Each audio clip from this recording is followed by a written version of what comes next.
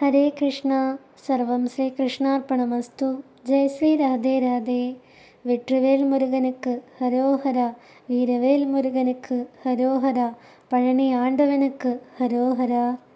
ഭഗവാൻ മുരുകൻ്റെ അവതാര കഥയാണ് ഇന്ന്.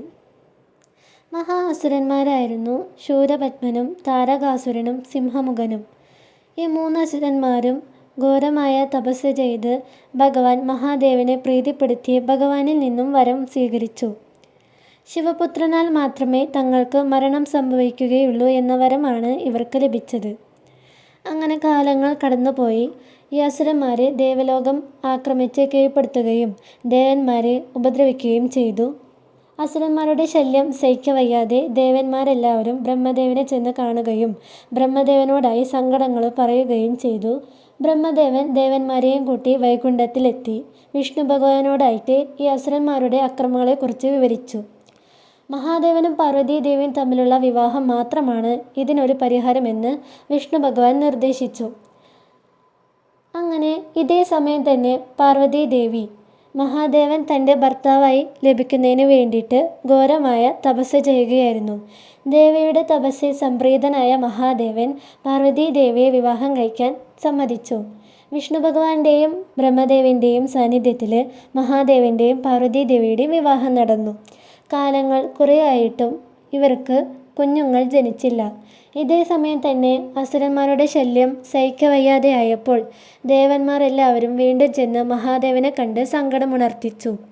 മഹാദേവൻ 6 മുഖങ്ങൾ സ്വീകരിച്ചു.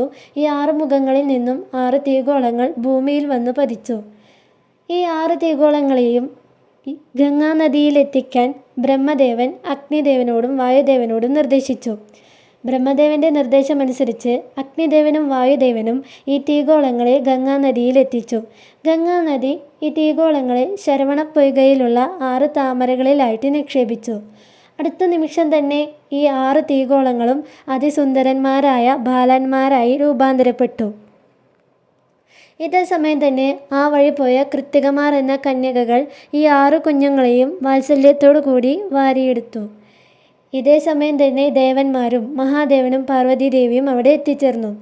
പാർവതീദേവി പുത്രവാത്സല്യത്തോടു കൂടി ഈ 6 കുഞ്ഞുങ്ങളെയും വാരിയെടുത്തപ്പോൾ ദേഹമെല്ലാം ഒന്നാവുകയും 6 മുഖങ്ങളോട് കൂടിയ ഷൺമുഖൻ അവതരിക്കുകയും ചെയ്തു. പുത്രന്മാരുടെ പേരിലുള്ള അവകാശം തർക്കമായി മാറിയപ്പോൾ മഹാദേവൻ തന്നെ അതിനൊരു പരിഹാരവും നിർദ്ദേശിച്ചു.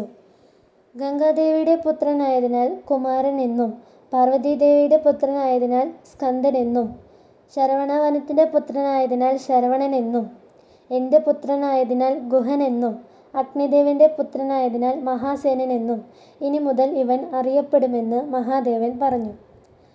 മഹാദേവനും പാർവതീദേവിയും മുരുകഭഗവാനെ കൈലാസത്തിലേക്ക് കൂട്ടിക്കൊണ്ടുപോയി.